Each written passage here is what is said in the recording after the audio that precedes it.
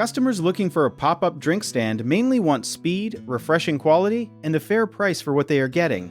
They are usually thirsty, often in a hurry, and they want to feel like their money bought them something worth stopping for.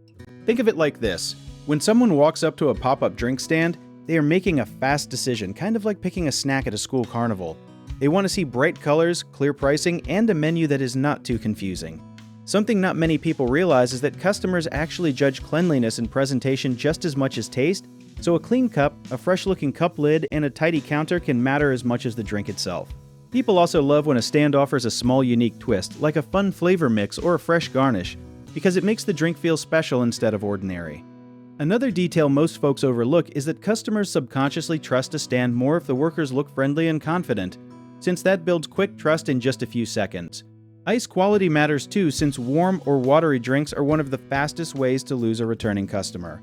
Being fast without rushing the quality is the real balancing act every pop-up stand owner needs to master. One common mistake is having a menu that is too complicated, which slows down the line and confuses customers. So keeping it simple with just a few standout drinks solves that quickly.